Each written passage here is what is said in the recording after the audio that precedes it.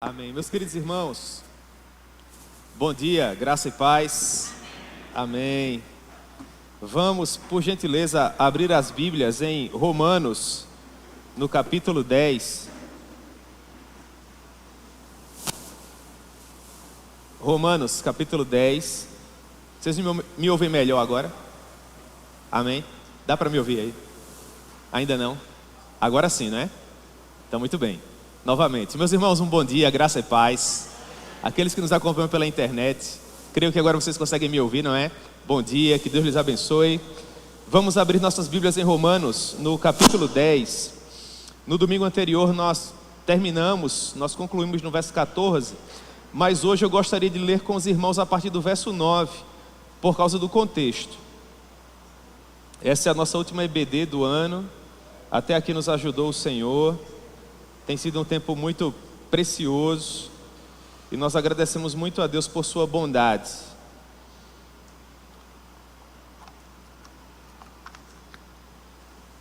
Muito bem, Romanos capítulo 10, a partir do verso 9, a palavra do Senhor nos diz assim: Se com a tua boca confessares Jesus como Senhor, e em teu coração creres que Deus o ressuscitou dentre os mortos, serás salvo.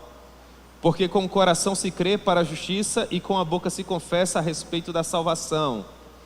Porquanto a Escritura diz: todo aquele que nele crê não será confundido, pois não há distinção entre judeu e grego, uma vez que o mesmo é Senhor de todos, rico para com todos os que o invocam.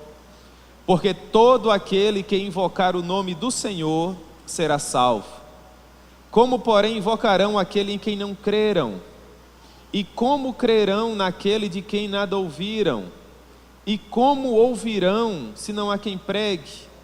E como pregarão, se não forem enviados? Como está escrito: quão formosos são os pés dos que anunciam coisas boas. Mas nem todos obedeceram ao Evangelho, pois Isaías diz: Senhor, quem acreditou na nossa pregação? E assim a fé vem pela pregação, e a pregação pela palavra de Cristo. Mas pergunto: porventura não ouviram? Sim, por certo, por toda a terra se fez ouvir a sua voz, e as suas palavras até os confins do mundo. Pergunto mais: porventura não terá chegado isso ao conhecimento de Israel? Moisés já dizia: eu vos porei em ciúmes com um povo que não é nação, com gente insensata eu vos provocarei a ira. E Isaías a mais se atreve e diz: fui achado pelos que não me procuravam, revelei-me aos que não perguntavam por mim. Quanto a Israel, porém, diz: todo dia estendi as mãos a um povo rebelde e contradizente. Amém? Já recebemos uma palavra de oração do nosso querido irmão Eduardo. Então vamos iniciar aqui, irmãos, a nossa breve reflexão para hoje pela manhã, nessa epístola que é tão preciosa. O apóstolo Paulo, no capítulo 10, ele permanece desenvolvendo o ponto que ele havia levantado no capítulo 9. Ele está trabalhando com a maior riqueza de detalhes a maneira com que os judeus são salvos, e ele explica que essa salvação ocorre à semelhança de como os gentios também são salvos. E a partir do verso 9, que é o texto que nós iniciamos a nossa aula de hoje pela manhã, o apóstolo Paulo, ele compartilha conosco a necessidade de nós ouvirmos o evangelho, o genuíno evangelho da cruz ensanguentada de Cristo Jesus, para que dessa forma nós tenhamos o nosso homem interior regenerado e assim possamos ter de volta o relacionamento outrora perdido com o nosso Deus. O apóstolo diz: se com a tua boca confessares Jesus como Senhor, e em teu coração creres que Deus o ressuscitou dentre os mortos, serás salvo. Porque com o coração se crê para a justiça, e com a boca se confessa a respeito da salvação. Porquanto a Escritura diz: todo aquele que nele crê não será confundido. Aqui ele faz uma citação do profeta Isaías, no capítulo 28. É interessante que nós percebamos nesse momento que não é qualquer tipo de fé que nos salva. A fé que nos salva precisa nos ser dada. Se trata de uma fé salvífica. Todas as pessoas, sob determinados aspectos, possuem um tipo de fé. Por exemplo, eu creio que hoje o dia vai permanecer ensolarado. Talvez algum irmão precioso aqui entenda que vai chover daqui a alguns minutos. Eu creio de uma forma, ele crê de outra. É um tipo de fé, é um tipo de crença que há no coração do ser humano. E isso foi colocado em nós pelo próprio Deus. Aprove a Ele nos fazer pessoas crentes. Até mesmo aquele que não acredita em Deus, ele acredita em algo. Não há possibilidade de nós vivermos alheio a tudo e todas as coisas. Até aquele que é nihilista, que crê que não há nada, ele acredita no nada, no vazio interior, na falta de sentido para a vida. Portanto, todos nós de alguma forma acreditamos em alguma coisa.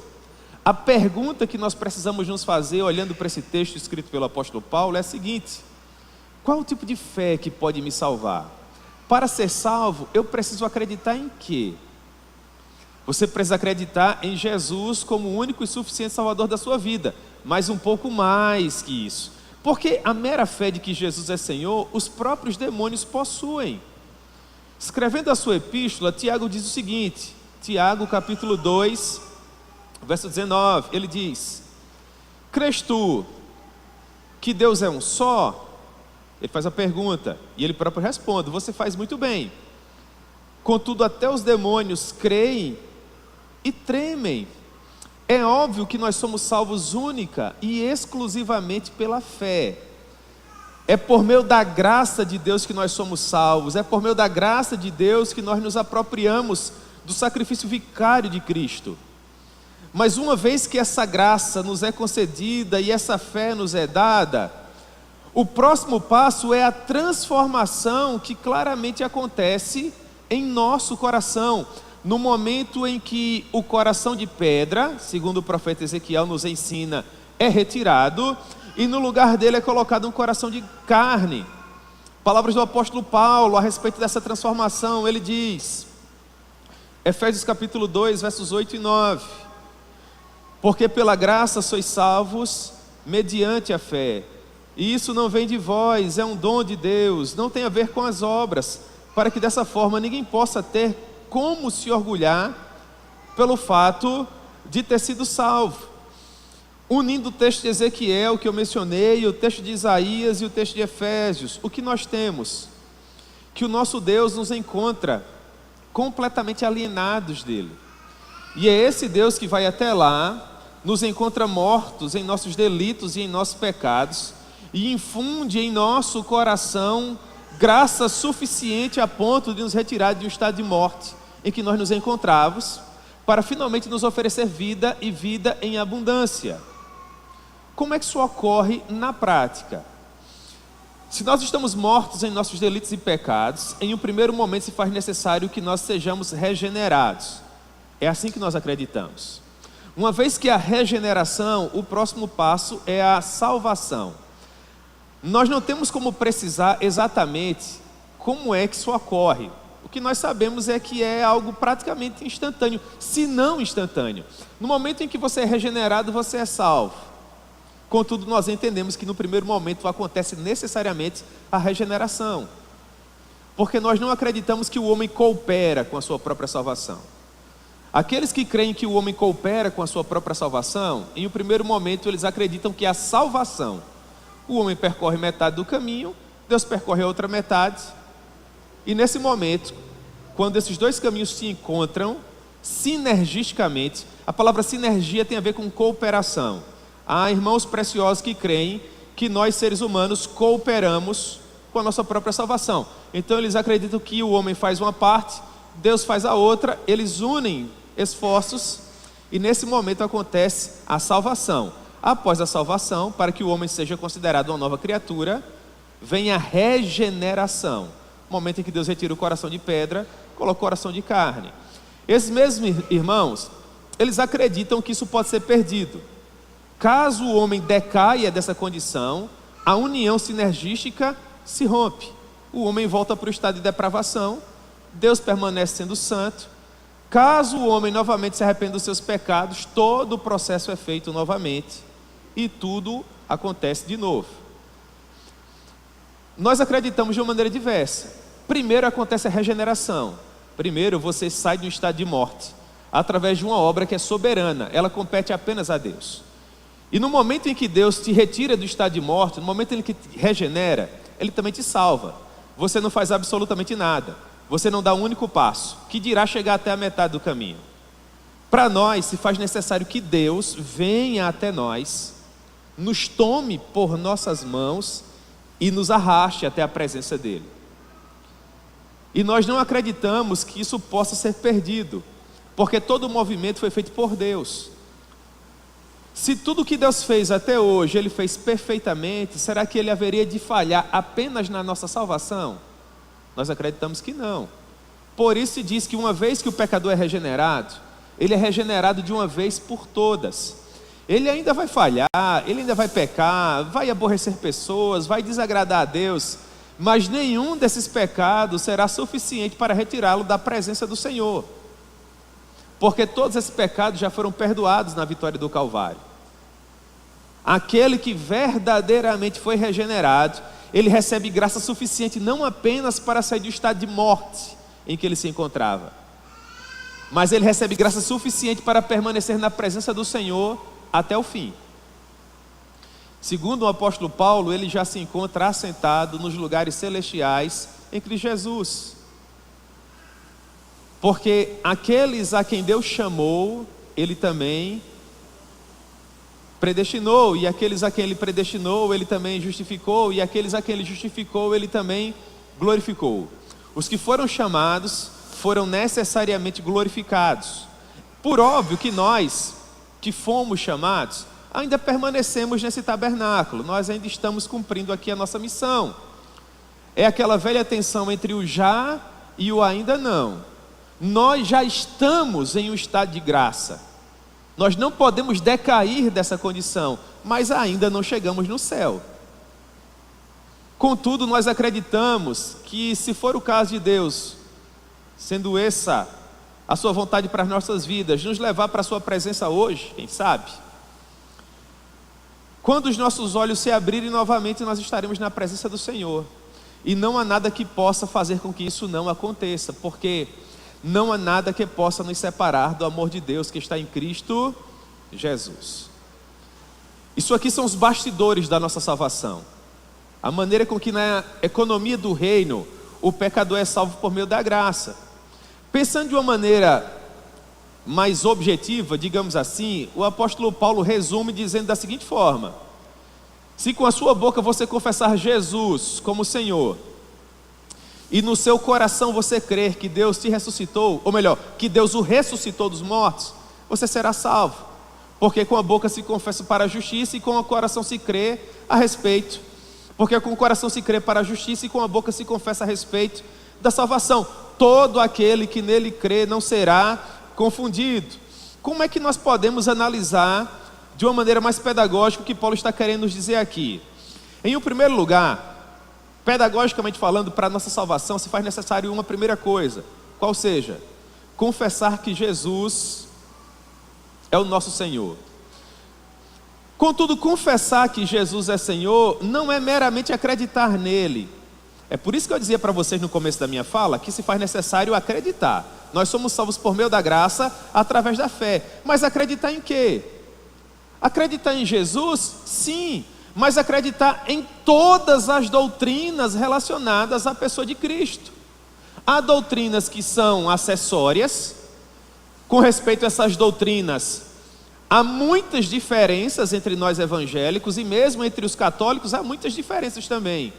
Não existe uma única igreja católica, existe a igreja ortodoxa, existe a igreja síria, existe a igreja copta, existe a igreja romana, que é muito forte aqui no Brasil, mas são inúmeras igrejas, a semelhança dos evangélicos, a batistas, presbiterianos, a Brasil para Cristo, a congregacionais, enfim, há uma miríade de organizações eclesiásticas.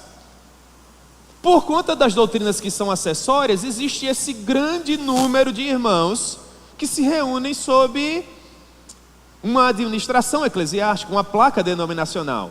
Contudo, existem doutrinas que são cardeais, doutrinas que são inegociáveis. Não importa a quantidade de denominações que nós tenhamos, todos nós precisamos acreditar nessas mesmas doutrinas. Se caso uma dessas doutrinas não for respeitada, ali nós não temos uma igreja genuinamente evangélica, nós vamos ter outra coisa, mas não o corpo místico de Cristo. Quais seriam essas doutrinas cardeais? São algumas. Por exemplo, nós precisamos acreditar na Trindade, nós precisamos acreditar que Jesus foi concebido por obra do Espírito Santo, que Maria era virgem, que até o nascimento de Jesus ela permaneceu dessa forma, que Jesus foi concebido, gerado e depois nasceu sem pecado, teve toda uma vida sem pecado, dolo jamais foi encontrado em seus lábios. Nós precisamos acreditar que Jesus é o Filho unigênito do Pai, nós precisamos acreditar que Jesus morreu, mas que ao terceiro dia Ele ressuscitou. Portanto, há um grupo de doutrinas que são necessárias à nossa salvação. E é por causa disso, irmãos, que nós temos um diretório para recebimento de novos membros em nossa igreja. Porque as aulas do diretório, em sua maioria, apontam para essas doutrinas cardeais. Qual a grande função do diretório? É dizer para aquela pessoa que deseja ser parte da nossa igreja: essas são as doutrinas que nós professamos, são as doutrinas que norteiam o púlpito da nossa igreja, é dessa forma que nós cremos. Caso você deseje fazer parte da nossa igreja, você precisa necessariamente, obrigatoriamente, subscrever essas doutrinas, para que você venha fazer parte da nossa igreja sabendo onde é que você está se envolvendo. Mas não apenas para fazer parte da nossa igreja, para que você possa ter segurança de que você também faz parte do reino dos céus. Porque existe um sem número de irmãos preciosos que estão em nossas amadas igrejas evangélicas há muitos anos. E se você perguntar para ele uma coisa que é propedêutica, que é inicial de escola bíblica dominical, por vezes ele não vai conseguir te responder. Se você perguntar, por exemplo, por que você é salvo? Talvez ainda exista algum irmão que diga: porque eu sou gente boa, porque eu não faço mal a ninguém, eu prometo e cumpro, eu compro e pago, eu sou um bom marido, eu sou um bom filho, e por aí vai. Não é esse tipo de fé que salva. Não é porque você é gente boa que você vai ser salvo. Para ser salvo, você precisa acreditar única e exclusivamente em Jesus. E acreditando em Jesus, você também precisa acreditar nas doutrinas que são inerentes à condição dele de Filho de Deus. Porque não existe nenhum outro nome pelo qual importa que nós sejamos salvos. Só há salvação no nome precioso de Jesus. Mas acreditar em Jesus significa dizer que você acredita em algumas outras coisas, que são muitíssimo importantes. Qual o primeiro ponto? Para ser salvo, você precisa com a sua boca confessar Jesus como Senhor. Mas em segundo lugar, você também precisa crer que Deus o ressuscitou dos mortos. O cristão genuíno precisa subscrever a doutrina da ressurreição dos mortos. Jesus morreu, é verdade, mas ao terceiro dia ele ressuscitou. Qual a grande missão dos 12 apóstolos de Cristo? Dar testemunho da ressurreição de Cristo. Quando você lê, por exemplo, Atos capítulo 1, a partir do verso 21, Atos 1, 21, vai estar escrito assim: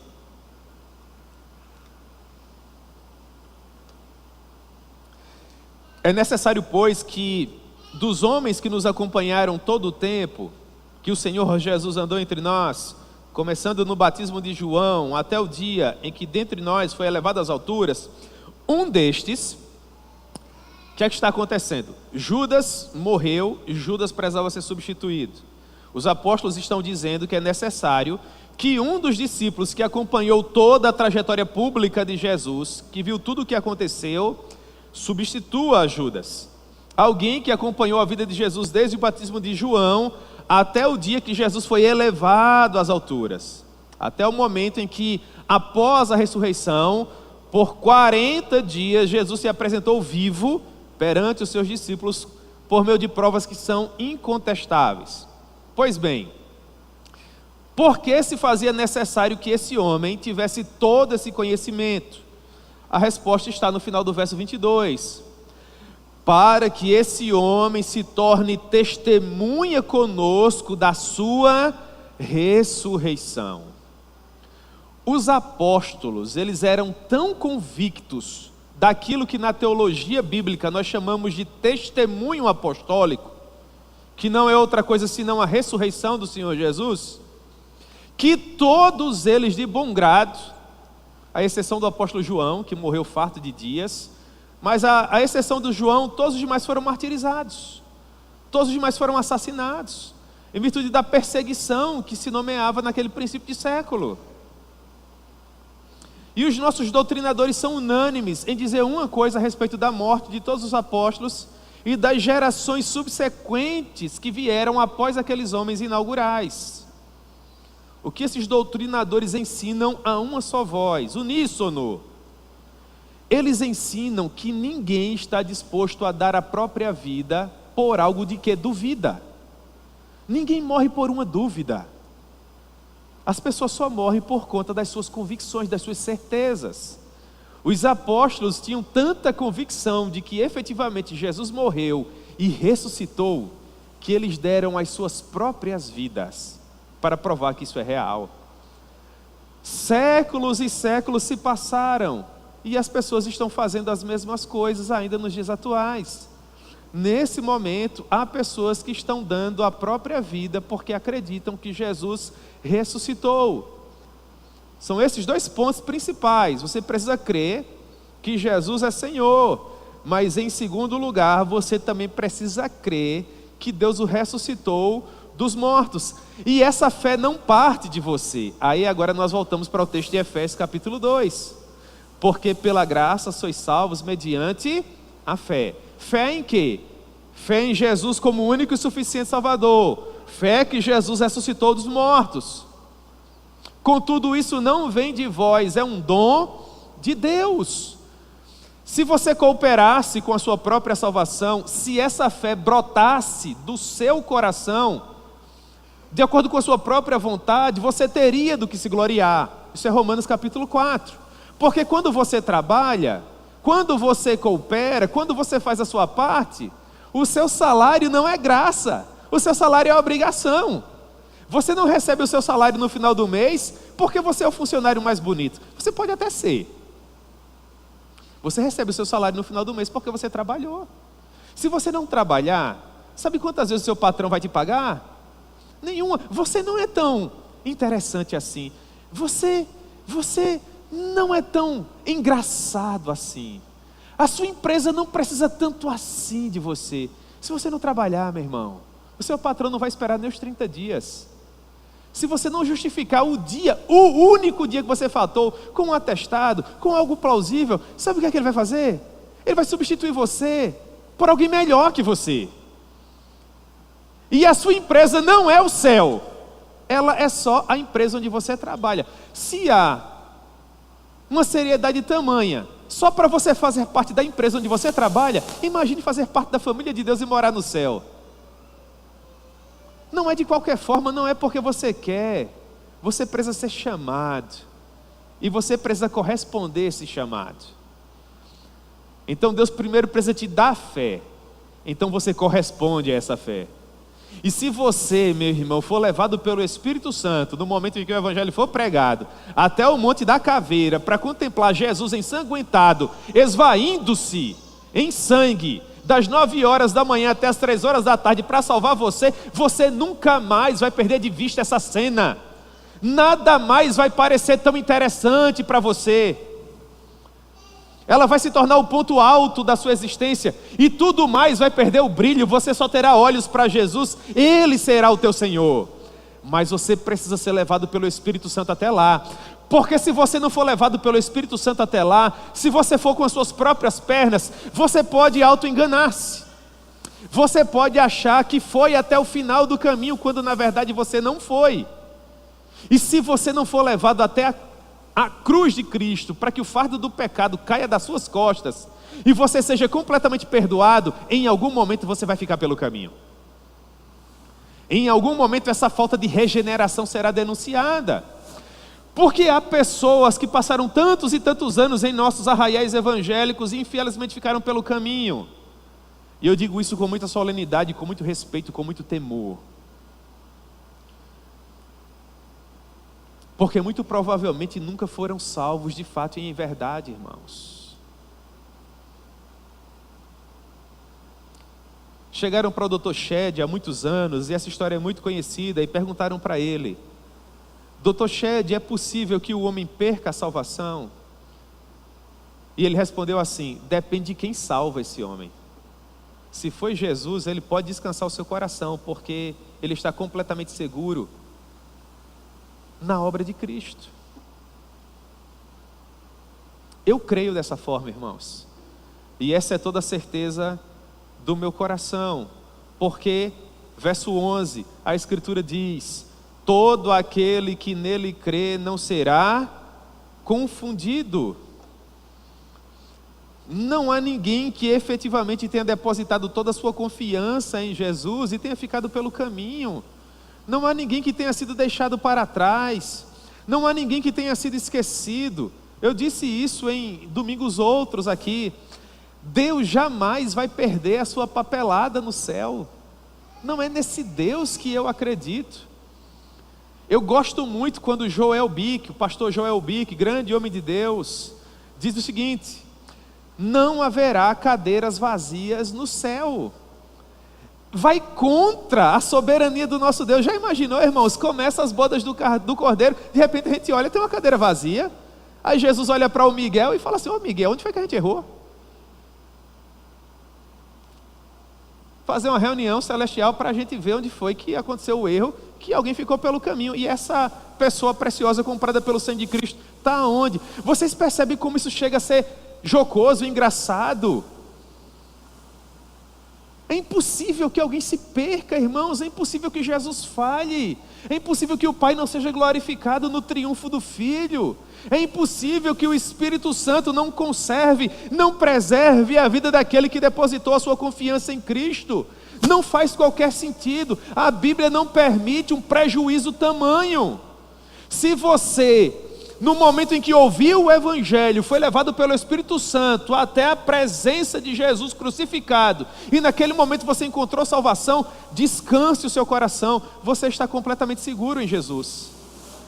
Porque todo aquele que nele crê não será confundido, pois não há distinção entre judeu e grego, uma vez que o mesmo é o Senhor de todos, rico para com todos que o invocam. Por quê? E Paulo está escrevendo para judeus, os capítulos 9, 10 e 11, ele diz: todo aquele que invocar o nome do Senhor será salvo. É por isso que nós estamos nesta igreja, e estamos em nossas congregações, e por meio das agências missionárias, dos missionários com os quais cooperamos, estamos aí praticamente em todos os lugares do mundo, porque nós acreditamos que todo aquele que invocar o nome do Senhor será salvo. Nós acreditamos que Deus é soberano quanto à salvação. Nós acreditamos que aqueles que foram comprados por Cristo na cruz do Calvário, um dia atenderão ao convite do Evangelho e serão salvos. Nós acreditamos que apenas a estes é dada a salvação, mas nós não sabemos quem são essas pessoas.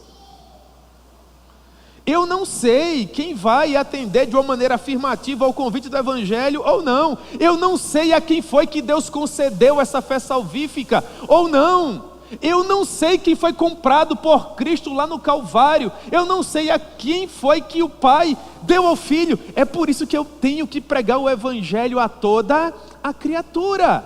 A minha missão é pregar. Qual é a missão do Senhor? É salvar. Eu prego, você prega, e aquele que crê será salvo. Nós não decidimos quem é salvo ou quem não é. A nossa missão, a missão da igreja, é meramente pregar. O principal meio de graça é a exposição pública das Escrituras, é o evangelismo, é a pregação. Aquele a quem for dado, esse será salvo.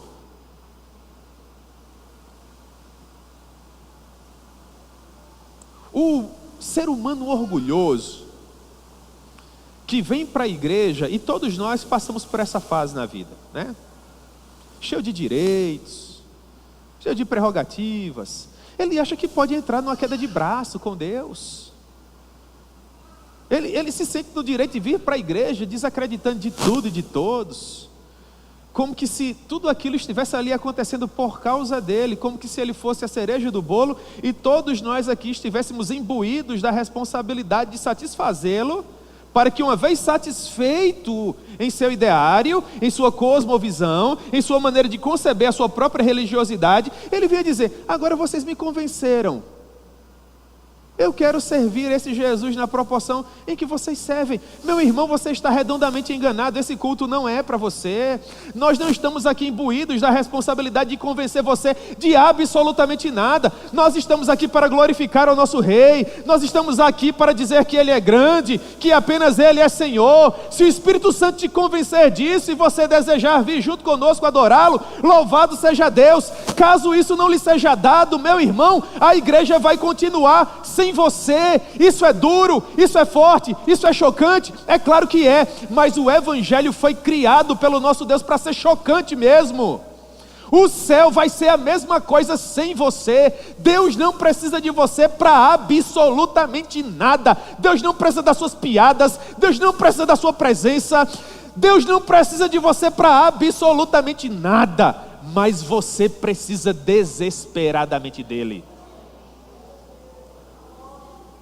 E é por isso que o Evangelho é tão chocante, porque para sermos salvos, previamente nós precisamos engolir o nosso orgulho. O nosso joelho tem que se dobrar, a nossa língua tem que confessá-lo como Senhor, e isso nos maltrata.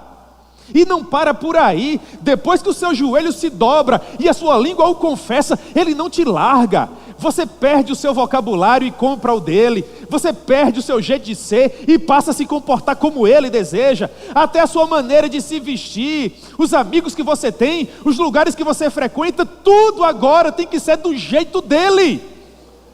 E você precisa dizer: não vivo mais eu, mas Cristo vive em mim. Ouçam nesses termos, ou então, meu irmão, você precisa encontrar o seu próprio céu. Já dizia o pastor Jonas Madureira: porque para servir a Jesus precisa ser nos termos de Jesus, ou é dessa forma ou não tem acordo. É um contrato unilateral, você não propõe nenhuma cláusula, você só aceita com um coração grato e recebe aquilo que porventura Ele desejar te dar. Porque você, porque eu, nós não merecemos nada. Tudo é graça, tudo é favor imerecido. É esse evangelho que precisa ser pregado. O evangelho que diz que o pecador é pecador e que o Senhor é Senhor. E para ilustrar essa necessidade, Paulo parte da causa para o efeito. Ele começa da necessidade para aquilo que é da vazão. Ele diz assim, verso 14: como, porém, invocarão aquele em quem não creram? Perceba, o evangelho precisa ser cristocêntrico. O Senhor Jesus precisa ser o ápice da comunicação do Evangelho, porque todo o Antigo Testamento aponta para Jesus, e o Novo Testamento são meros desdobramentos daquilo que Jesus fez por nós, lá na cruz do Calvário. Todavia, como as pessoas poderão invocar a esse Jesus se previamente não creram nele? As pessoas precisam acreditar em Jesus nos termos que nós apresentamos aqui. Mas para além disso, como as pessoas crerão naquele de quem nada ouviram? Você percebe? As pessoas precisam crer, mas para crer as pessoas precisam ouvir. Ouvir o quê? Ouvir a opinião do pregador. Ouvir a respeito dos nossos impérios, do nosso jeito luxuoso de viver. É a respeito disso que as pessoas precisam ouvir, irmãos. A respeito de como a irmã Maria faz uma feijoada deliciosa, de como o arrumadinho do irmão Francisco, do irmão José, do irmão Joaquim, do irmão Pedro é o melhor. É de partir o coração você ver colegas ocupando púlpitos, sancionados pelo sangue do Cordeiro, para falar a respeito dessas abobrinhas, dessas bobagens. E as pessoas aplaudindo, irmãos, o que não foi pago com preço de sangue, o que não é pão, o que não reúne condições suficientes necessárias para salvar. E há um sem número de pessoas aplaudindo esse tipo de coisa. Uma exegese obtusa, uma homilética pífia. Homens que infelizmente demonstram com o seu estilo de vida que não possuem graça evangélica em suas próprias vidas e estão tentando compartilhá-la. E esses homens estão com um número avassalador de pessoas à disposição para ouvi-los. E sabe por que isso acontece? Porque a nossa falta de conhecimento é avassaladora, é vexosa para nós. Sabe por que nós perecemos, irmãos? Por falta de conhecimento. Nem princípio regulador do culto a gente compreende mais. Nós deixamos de nos chocar com o absurdo acontecendo, sendo chamado de culto, e ninguém se choca. Verdadeiras sandices sendo chamadas de adoração. Isso não nos choca mais, sabe por quê? Porque são poucas as pessoas que possuem parâmetros teológicos para saber o que deve ou o que não deve ser feito. Se você não tem com que comparar o verdadeiro do falso, tudo vai ser verdadeiro para você, meu irmão. Mas se você um dia, pela misericórdia de Deus, teve acesso a trigo, sabe quantas vezes você vai se satisfazer com palha novamente? Sabe quantas vezes? Nenhuma. Se você ouviu o evangelho da cruz ensanguentado uma única vez na sua vida e for iluminado pelo Espírito Santo para compreendê-lo, se você tiver acesso a conhecimento bíblico genuíno de verdade, ao menos uma vez na sua vida, você vai atingir um patamar tão auspicioso, mas um nível de adoração tal, que você nunca mais vai se satisfazer com menos. Vai ser o contrário, você vai ter que ter cuidado para guardar o seu coração e não se tornar um crítico. Porque Deus vai iluminar a sua mente, Deus vai enternecer o seu coração, Deus vai te dar discernimento espiritual, e você vai se deleitar nas Sagradas Escrituras, você vai diferir quem é o genuíno pregador e quem não é. Quem é o pregador das insondáveis riquezas de Cristo Jesus e quem só está tentando construir um império, oferir seguidores, ganhar mais dinheiro, ter uma vida mais luxuosa.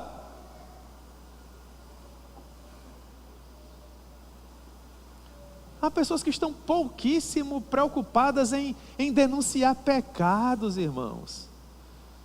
Porque denunciar pecado não dá ibope. O que dá ibope é falar aquilo que a nossa geração deseja ouvir. Então é pregado um evangelho ao gosto do freguês. Qual o estilo de pregadores que vocês desejam? É o espírito da nossa época. É aquele pregador descolado, que veste aquela roupa bacana. Eu não tenho nada contra a modernidade em si, digamos assim, mas existe algo que nós chamamos de solenidade do cargo ou da função. Você entende? Um enfermeiro não se veste de qualquer forma, um médico não se veste de qualquer forma, um juiz, um engenheiro e um pastor. Entendeu? E um irmão da igreja, uma irmã.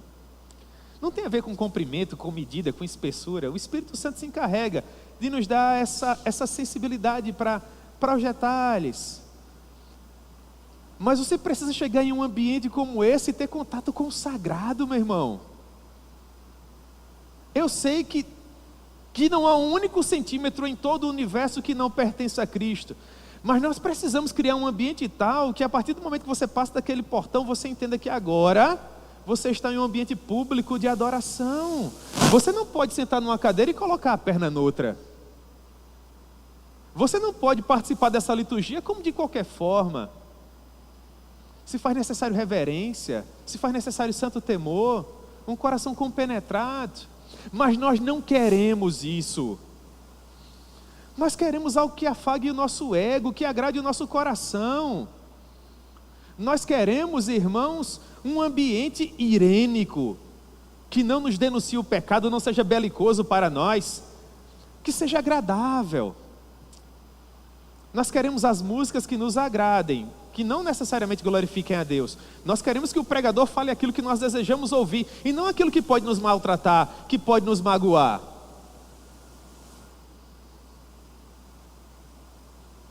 Como resultado, para se adequar à demanda, infelizmente não são poucos os colegas pastores que estão se adequando ao espírito da nossa época.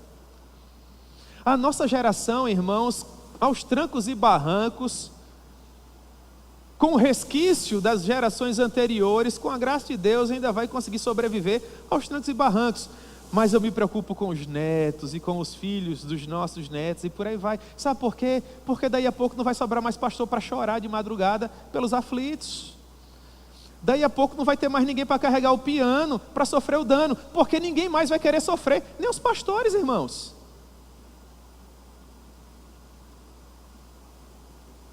Às vezes, com muito respeito, você olha para determinadas pessoas assim, você se pergunta no seu coração: eu não imagino essa pessoa de madrugada com o joelho dobrado, chorando por ninguém, clamando por ninguém. Só se for de roupão e de pantufa, tomando um chá, comendo biscoitos.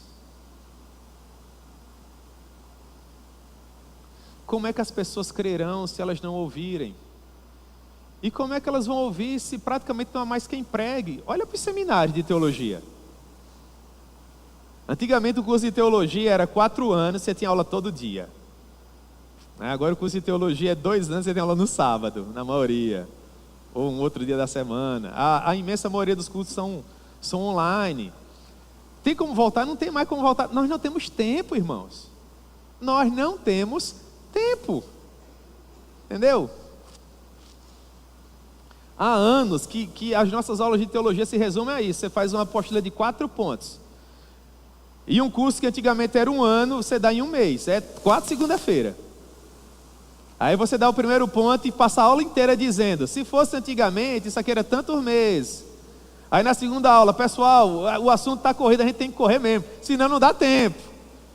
Terceiro, você fala assim: pessoal, a gente deveria desenvolver muito mais isso aqui, mas nós só temos mais 1 aula. Você não pode mais passar um trabalho, você não pode mais fazer uma prova, porque só tem 4 aulas, você tira uma para fazer uma avaliação. É uma luta por camarada vir 1 vez na semana. Você passa um livro para ler, pessoal, vocês vão ter que ler esse livro. É a primeira pergunta, não se engane. Professor tem quantas páginas? Você fala assim: tem 15. Puxa vida, 15? Já tem aula segunda que vem, 7 dias. Eu tenho que ter 2 páginas por dia? Tem condições não. Tem nenhum aí de 7?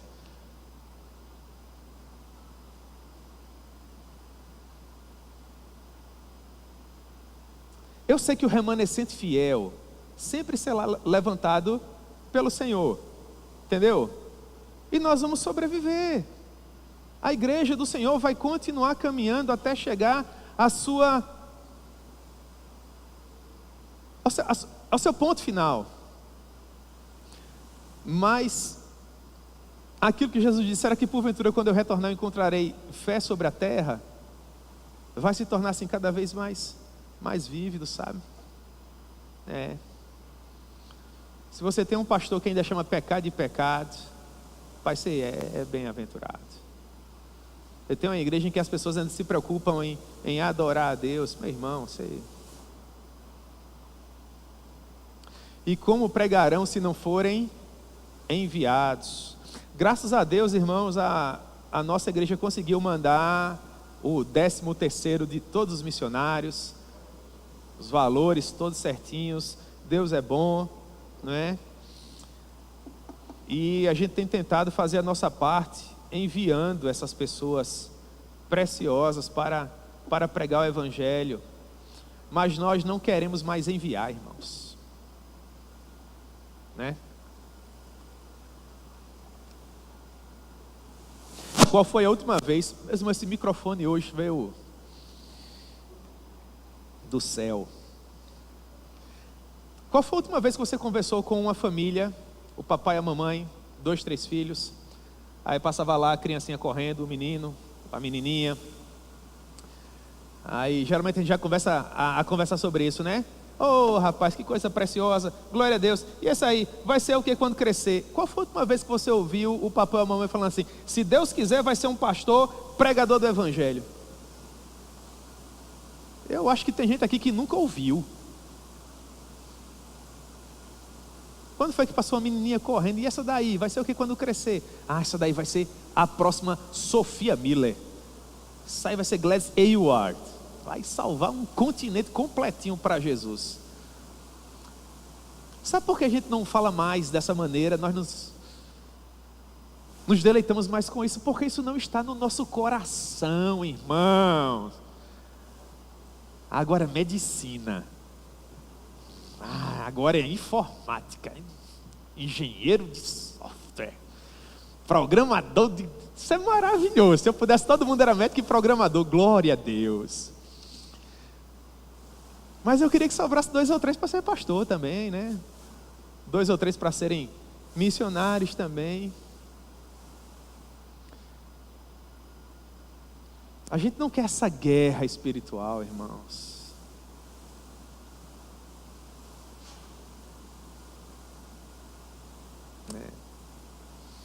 Yasmin ontem me colocou para orar. Yasmin dobrou os meus joelhos mesmo. Não sei o que foi que eu falei, que ela falou assim: eu quero me casar com um diácono. Porque o diácono vai dar aquela força lá. Os diáconos são homens de Deus. Nós temos diáconos preciosos demais aqui nessa igreja, viu, irmãos? Louvado seja o Senhor. Mas a minha filha está dizendo assim para mim: papai, eu quero menos guerra. Eu falei: minha filha, você é uma neta de pastor, você é filha de pastor, você já nasceu na guerra. Vocês nasceram na guerra também, irmãos. Só há irmãos preciosos aqui que precisam ter mais sensibilidade para ela. O ministro do evangelho, o pastor, ele não é diferente de você em absolutamente nada. Talvez ele só seja mais sensível à guerra. Você precisa ser mais sensível à guerra. Eu preciso ser mais sensível à guerra também. Nós não podemos ser guerreiros de domingo, irmãos. A luta acontece todo dia. O exército adversário não descansa. Nós precisamos enviar mais soldados para as fileiras de Emanuel. Nós precisamos nos preocupar mais com pés formosos do que com bolsos recheados. Que formosos são os pés dos que anunciam as boas novas, que pregam a paz, que anunciam a salvação, que dizem a Sião: o teu Deus ainda reina. Essa informação que nós recebemos do capítulo 15 vem do profeta Isaías, capítulo 52. No Antigo Oriente, quando os povos iam para as batalhas, aqueles que não podiam lutar ficavam em casa com o coração na mão, esperando as notícias do que havia acontecido no campo de batalha. Porque se o exército que os defendia fosse derrotado, o mundo que eles amavam, que eles conheciam, seria destruído. As mulheres se tornariam escravas, os homens seriam assassinados, as cidades seriam depauperadas, tudo desapareceria. Não restaria mais nada. Então os indefesos, os muito avançados em dias, aqueles que tinham alguma deficiência física, as criancinhas, todos ficavam nas portas, nas janelas, sob as muralhas, orando, olhando para o horizonte. E quando finalmente a poeira da batalha baixava, o general escolhia o soldado mais valoroso para dar a melhor de todas as notícias. Ele dizia: meu filho, volte para casa correndo o máximo que você puder. E diga para os nossos irmãos, para as nossas esposas, para os nossos filhos e netos, que o nosso Deus ainda reina. Ele venceu mais uma batalha. E quando aquele soldado voltava correndo, as pessoas ficavam ali olhando para o horizonte. E de repente aparecia uma pessoa correndo. É inimigo ou é dos nossos? É inimigo ou é dos nossos?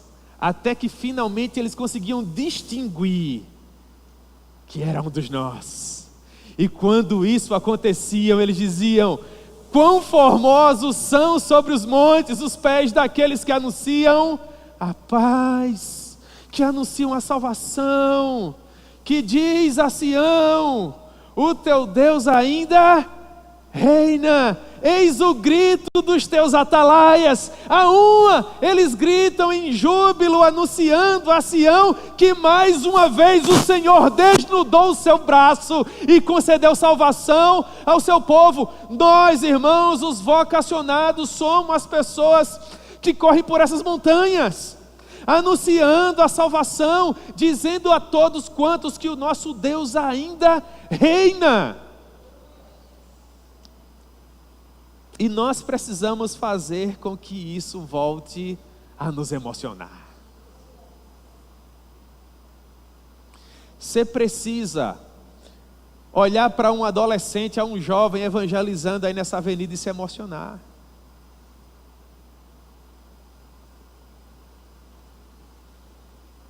Você precisa orar para o pastor Rony garimpar um adolescente que suba nesse púlpito e pregue, irmão. Você quer uma cena mais bonita? Já imaginou que impacto para nós um domingo à noite? De repente o pastor Rony, sem avisar previamente, dissesse, por meio da pessoa que estaria dirigindo o culto, hoje à noite, né?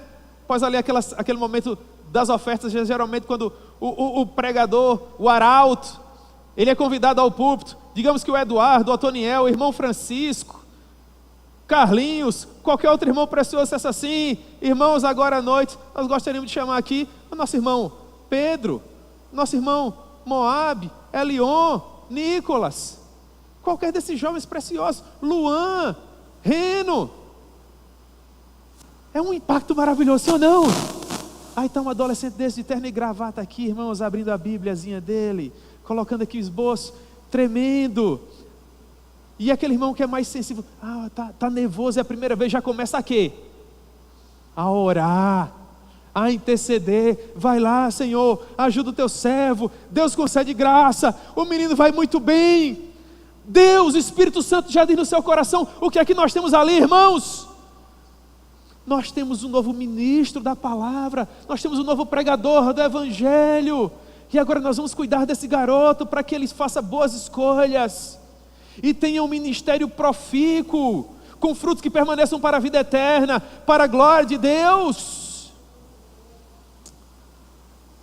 E a alegria de apresentar à igreja uma moça que está sendo treinada para ir para o campo missionário. Irmãos, há um culto mais especial que esse. O pastor chama aqui Yasmin, Renata, Júlia, Rebeca, Sara. Está aqui, irmãos. Foi preparada, se consagrou ao Senhor, e agora vai para a Amazônia, ou vai para a Ásia, ou vai para a Oceania, ou vai para a Europa, vai para a América, ou vai para o próximo bairro, mas vai ser aquela pedrinha da Igreja de Cristo que o Espírito Santo vai lançar mais longe, para salvar vidas, para levar sabor, para levar luz. E a diferença de fazer um relatório missionário de uma moça que foi preparada por nós e foi levada pelo Espírito Santo para falar de Jesus lá no horizonte. É diferente ou não é? É diferente, irmãos. É muito diferente, né?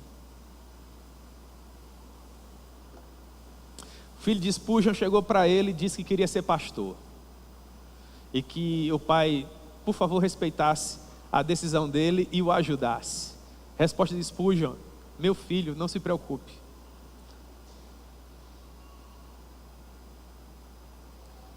Eu jamais rebaixaria você de um príncipe de Cristo a qualquer uma outra coisa. Um príncipe de Cristo, irmãos. O pastor Hernandes Dias Lopes tem muito essa nomenclatura, né? Ele gosta de chamar os colegas de príncipe. Para a glória de Deus, irmãos, para a glória de Deus. Eu gostaria que você voltasse para casa lendo Romanos capítulo 10 e orando por isso no seu coração, né? Quem sabe o seu filho pode ser aí o nosso Augusto de Nicodemos, o nosso Hernandes Dias Lopes. Quem sabe a sua filha pode ser a nossa Sofia Miller, a nossa Gladys Ayward, a nossa Maria do Carmo, a nossa Quilane. Quem sabe, irmãos? Deus é soberano, né? E é dessa maneira que ele explica aos nossos irmãos judeus que o evangelho precisava ser pregado, para que o nome dele pudesse ser glorificado.